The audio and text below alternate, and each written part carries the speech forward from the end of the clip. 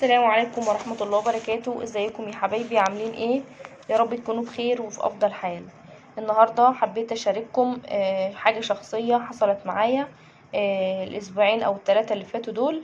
انا سافرت عند اختي، بس الزيارة دي كانت مختلفة خالص. هي مهاش عايشة في بلدنا، هي عايشة في مدينة تانية.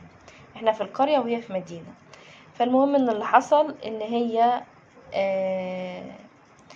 كانت بتغسل عادي. انا هحكي لكم القصه عشان نخلي بالنا من واحنا بنعمل اي حاجه، واحنا مثلا بنغسل، واحنا بنطبخ، واحنا اي جهاز بنتعامل معاه.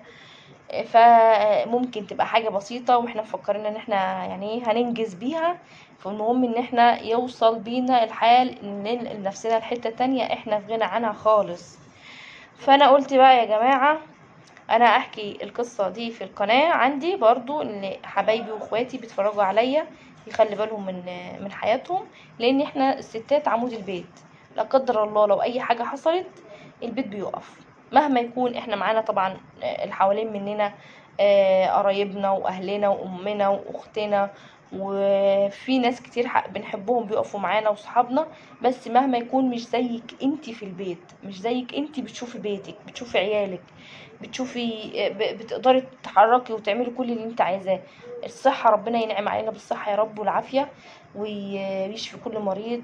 ويا رب يعافيك يا اختي ويبارك في عمرك يا رب.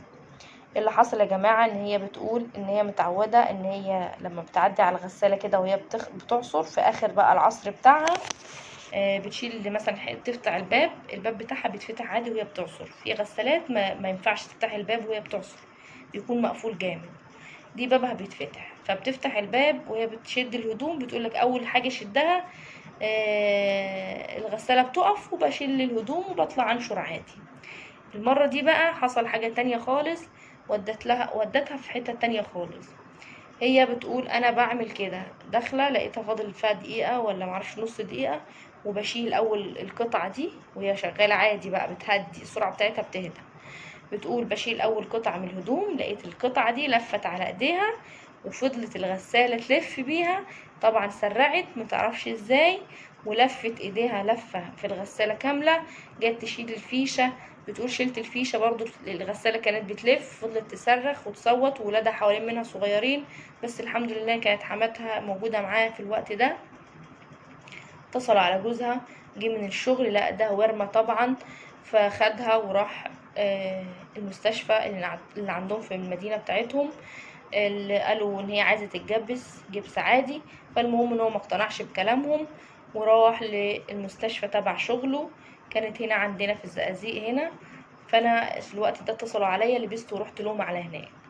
رحت على هناك، قالوا لازم تتحول على مستشفى تانية بعد الإشاعات، طلعت كسر مضاعف، قالوا لازم تتحول لمستشفى في مصر تعمل هناك العملية، لازم عملية. راحوا المستشفى بتاعت مصر، قالوا ما لازم عملية، بس لازم تبات هنا في المستشفى، تتحجز النهاردة وبكرة تتجهز للعملية، وتاني يوم هتعمل العملية، وبعدين تبات يوم تاني وتروح. قعدنا هناك في المستشفى أسبوع. اللي حصل شفتوا بقى كمية الألم، شفتوا كمية اللي حصل. حاجة بسيطة هي ودتها في حتة تانية. كمية الألم، شرايح ومسامير، عملت 10 مسامير، ودلوقتي مش عارفة تتحرك طبعا الحركة الطبيعية بتاعتها، ولا تحرك ايديها خالص. فقاعدة ربنا يشفيها ويعافيها يا رب. ورتني اسبوع في المستشفى ألم وصريخ وعياط ووجع. ربنا يشفي كل مريض، يا رب يشفي كل مريض. شوف، يدوها مسكنات مفيش فايدة، يدوها مخدرات عشان تنام متحسش بالألم مفيش فايدة في المستشفى. وجع العظم ده صعب صعب صعب يا جماعة. نخلي بالنا من صحتنا يا جماعة. أنا عايزة كل واحدة تسمعني تاخد القصة دي، إن لا قدر الله ممكن حاجة بسيطة إحنا فاكرينها بسيطة تقلب معانا بحاجات تانية خالص. هو كله قضاء وقدر، ومحدش قال حاجة، وربنا يسترها معانا يا رب. بس برضو الحذر مطلوب. فأنا حبيت أشارككم القصة دي معاكم، عشان برضو ان انا اوعيكم.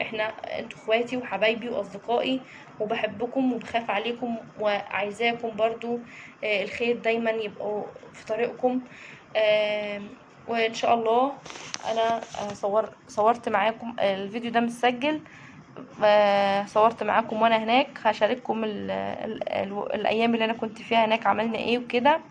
تابعوني يا جماعة في القناة، واشوفكم بكرة على خير في فيديو جديد. بس اهم حاجة ما ننساش اللايك على الفيديو عشان القناة تكبر وترفع معانا ان شاء الله. مع السلامة.